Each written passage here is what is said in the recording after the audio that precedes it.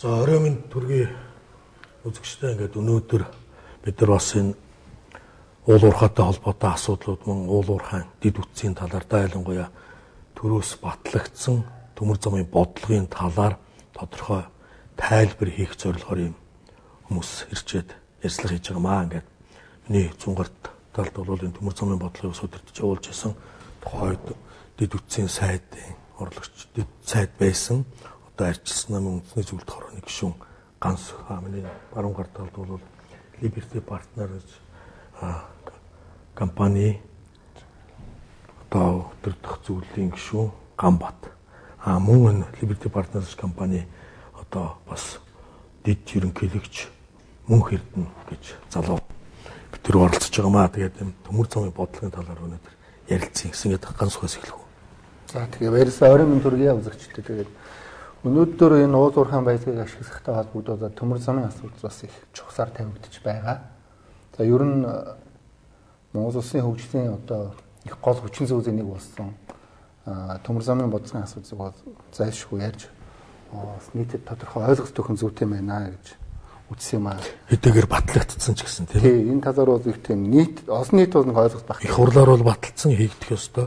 Бас олон нийтэд бол төмөр зам гэхээр их тийм ойлголтгүй байгаад байгаа шүү. Тэдний гол ярианы зорилго бол тэгээд аль болохоор товч тэгээд тодорхой ойлголтуудыг өгөхийг бодъё. Ингээд энэ дэлгэцэн дээр гараа явах бах. 3 дугаар хуудсыг гаргах уу? Энэ дээр нэг товч тайлбар хийгээд ингээд явъя. За төмөр замын бодлогыг хийхдээ бол ер нь бол юу гэдэм дээр тийм цээжний бангаар яриаггүй шүү дээ. Тийм тэгэхээр энэ өмнөх 3 дугаар хуудас. Тэр Монгол улс бол хөгжлийн маш их бодлогын бичиг баримт баталсан байдаг. Та санаж байгаа бол бид нар төмөр замын бодлого хийхдээ бол 10 орчим их хурлаар батсан бодлогын бичиг баримтуудыг бүгднийг судалж үзсэн. Тэгээд үзэхэд бол хамгийн гол одоо бичиг баримт үндэсний хөгжлийн цогц бодлого гэж байгаа. За үндэсний хөгжлийн цогц бодлого зааснаар бол 2021 он гэхдээ бол Монгол улсын дотоодын нийт бүтээгдэхүүн нэг хүнд ногдох нийт бүтээгдэхүүн $12,000 байна гэж энэ бодлого тусгасан юм аа. Яг өнөөдрийн байдлаар бол Монгол улс бол Азиада 17-д оржин өстой эдийн засгийнхаа одоо хэмжээгээр Азиад орнуудаас гэсэн. Тэ орнуудаас тий. Өөрөөр манай урд Бутан байна. Манай ард Шри-Ланка байна. За энэ дэлгэцэн дээр их тодорхой харагдчихсан. Монгол тэр шараар тэмдэглэжчихсэн дугуй хэсэгт байна. Өнөөдөр Бутаны дараа Шри-Ланкийн өмнө манай эдийн засгийн хэмжээ. Хэрвээ түрүүний бидний ярьсан 2021 онд бид нар дотоодын нийт бүтээгдэхүүнээ нэг хүнд ногдохыг $12,000 болгож чадвал бид нар Тайваны одоо Тайван улсын байр суурин дээр очих юм. Өөрөөр хэлбэл Азид 7 дахь том эдийн засаг болно гэсэн үг. За дараагийн хуудас руу оръё. За энэ зорилтыг хэрэгжүүлэхийн тулд биднэрт ямар нөөц боломж байгаа юм? Эдийн засгийн. Яаж энэ зорилтод бид нар хүрэх юм бэ гэвэл Монгол улс бол ашигт мастмаар хамгийн баян орнуудын нэг. За бид нар бол эндээс нэг оюу толгой, 5 толгой гэсэн 2 ордыг тусгаалan авч зүгээр жишээ олгож авмаар байна. Дараагийн слайд руу оръё. Өнөөдөр бид нар бол 5 толгой нүүрсний орд газрыг маш том орд гэж ярьдаг. Гэхдээ энэ орд маань ямар хэдий хэмжээний том орд юм бэ гэдэг бол бас ойлголт багтаа байдаг юм шиг байгаа юм. Азид бол одоо энэ түүхэн эдийн гол нийлүүлэгч орн бол Австрал нүүрсний. Австралтай харьцуулъя. Жишээ нь 5 толгой ордыг 100% гэж үзэх юм бол Австрал улсын Коксч нүүрсний нийт нөөц өөрөө 5 толгой орд газрын 12% хүрдэг. Дөнгөж 12% нь. Ганцхан 5 толгой орд. Ганцхан 5 толгой орд. За Герман улсын нийт нөөц бол 22% нь хүрж байна. Америкийн 28%, Польшийн 49%. За хамгийн их буюу Канада улс бол чинь 57% нь хүрж байгаа жишээтэй. Ганц ордтой харьцуулахад зөвхөн 5 толгой ордыг харьцуулах. Уул уурхайн одоо энэ том улсуудын нөөцийг манай ордуудтай харьцуулахад юм байна. Тэгэхээр энэ бол өөрөө их том ордоо л гэсэн тодорхойлт үүсдэг тийм. Тэгэхээр 5 толгой орд хэдий ямар том орд вэ гэдгийг харуулж байгаа юм л та. Том гэж ярьдаг боловч бид нар том хэмжээгээ мэддэг. За жишээ нь одоо энэ дэлгэцэн дээр тодорхой байгаас да 5 Дэлхийн банкны тооцоогоор бол 5 толгой нүүрсний орд газрыг 200 жил ашиглана. 200 жил дээр нэмэх нь. Өөрөөр хэлбэл бүрэн хэмжээгээр одоо нөөцөнд тогтоогдох юм бол 300 жил ашиглана гэдэг тооцоо байгаа юм. Эндээс ямар дүгнэлт хийх гээд байна гэхээр ерөөсөө 5 толгой орд газар бол Монгол улсын ирээдүйн хөгжлийн 300 жилийн баталгаас гэсэн үг энэ бол. 5 толгой орд газрыг ашиглаж байхад бид нар Монгол улсын хөгжлийг 300 жил одоо баталгаатай хангах ийм эдийн засгийнхаа хувьд эдийн засгийн нөөц чадвартай ийм орд юм аа. Тэгэхээр энэ бол өөрөө маш том орд, нөгөө талаараа Монгол улсын тусгаар тогтнол эдийн засгийн аюулгүй байдлын хөгжилд маш чухал үүрэгтэй орд юм аа гэсэн одоо санааг эндээс хэлэх гээд байна л да. За нүүрс өөрөө нүүрсний хэрэглээр нь ямар байгаа юм бэ гэдэг. Зарим хүмүүс одоо юу гэдэг нүүрс нүгэн унанч гэдэг юм уу? Цаашдаа бол одоо маш хурдан ашиглахгүй бол үнгүүд шүү гэдэг ч юм. Иймэрхүү одоо пиарын юм их явдаг л да. Тэгэхээр ер нь Азийн орнуудын нүүрсний хэрэглээ ямар байгаа юм бэ гэдэг судалгааг дараагийн зургаас харъя. Азийн энэ аж үйлдвэрчсэн өндөр хөгжилтэй Азийн орнуудын нүүрсний хэрэглээ бол байнга өсөж байгаа.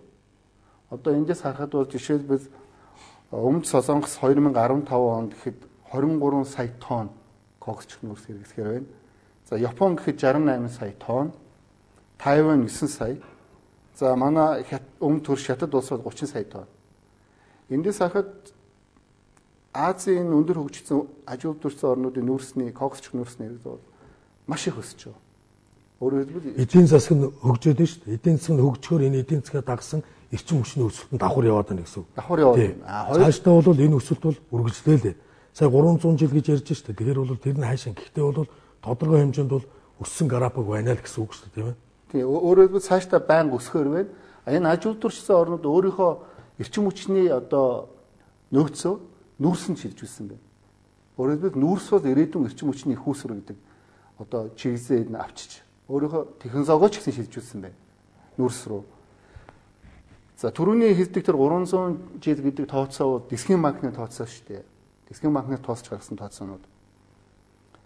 За ингээд цаашдаа энэ дараагийн зургийг гаргахчвал энэ дээр ер нь зүгээр түүхийгээр нь олборлоод экспортлох уу, боловсруулад энэ аж үйлдвэрчсэн эдийн засагтаа босох уугүй юу гэдэг. Энэний ялгааг одоо энэ дээр харуулж байна л да. Энэ дээр Ганбат товчхон тайлбар хийгээд өгөх үү. Тэр бол яг үндсэндээ одоо Монгол улс хоёр одоо эдийн засгийн модель дээр тулгарч алийг сонгох вэ гэдэг дээр одоо тулгарчаад байна гэж л одоо хараад байна л да. Тэгэхээр одоо эхнийх нь болох тэр өрдөөсөө зүгээр л олборлол экспортлоод гаргаад авах юм уу? Эсвэл тодорхой хэмжээгээр одоо дотоодын нэмэн хүртэх боловсруулалт хийх юм уу? Энэ эргээд нэг уялдаатай улсын макро эдийн засгийнхаа зорилттой холбоотой байна. Хэрвээ улс маань одоо 2021 он гэхэд бол дотоодын нийт бүтээгдэхүүнийг 12-аас 14% өсгөхөд нэг хүнд ногдох дотоодын нийт бүтээгдэхүүн 12,000 долларт хүргье гэх юм бол зөвхөн одоо шууд олборлол гаргаад яахгүйгээр бас одоо дотор нь нэмэн хүртэх хийх болцоо байна. Түүхээр хувийн компаниуд гаргаад байгаа эргээд газрын доорх баялгаа засгийн газар зээл авч нөгөө 21,000 тараагаад байгаа шүү. Бүр муу хувилбар тийм ээ. Тийм. Тэгэхээр л одоо зүгээр их товчхондоо хэлэх юм бол юу гэдэг нь бид нар зүгээр л одоо түүхээр нь экспорт нь гаргаад авах юм уу? Боловсруулад нэмэн үртэг бүтээгээд эдийн засгаа төрөлжүүлээд аж үйлдвэрчсэн орон болж хөгжих ёстой юу? Хөгжих үү гэдэг ялгааг энэ дээр харуулах гэсэн юм л да. За ямар аж үйлдвэрүүдийн талаар Ганбат ярих гээд. Тэгэхээр бол яг төмөр замын одоо бодлогыг батлахдаа дотор нь бол сайн шаандад нэмэн хүртгийн аж үйлдвэрийн парк байгуулъя гэж бол баталсан байгаа. Энэ дотроо бол коксын үйлдвэр, нүүр шингэрүүлэх үйлдвэр, зэсийн үйлдвэр, төмрийн үйлдвэр энэ бүх одоо үйлдвэрүүдийг бас нэгдсэн дэд бүтцээр буюу одоо цахилгаан станц, усны байгууламжуудаар хангах одоо ийм нэгдсэн дэд бүтцийг одоо байгуулъя гэсэн одоо зорилттойгоор бүх түүхийд нь байдаг тийм ээ. Бүх түүхийд нь байдаг. Хамгийн гол нь бол одоо ойрхон одоо гарч байгаа зэс коксч нүүрс хойноос гарч байгаа одоо төмрийг нэмэн хүртэх боловсруулад аль болох одоо олон тийм төмрийн хөдрийг аль болох одоо олон зах зээл рүү экспортлоё гэж. Тэгээ энэ одоо бидний зарчим маань төмөр замын бодлогод суусан шүү дээ. Сайн шандад аж үйлдвэрийн банк байгуулъя гэдэг. Тэгэхээр та санаж байгаа бол их хурлын зарим гишүүд бол зам тээврийн яам ягаад аж үйлдвэр яриад байгаа юм бэ гэдэг шүүмжил маш их гарсан шүү дээ. Тэгэхээр бид нар төмөр замынхаа чиглэлийг зурж байхдаа яг энэ бодлого чи өөрөө гараад ирсэн. Та санаж байгаа. Түгээр нь гаргаад авах юм уу? Боловсруулах юм уу? Боловсруулахын зүйтэй байна гэж үзээд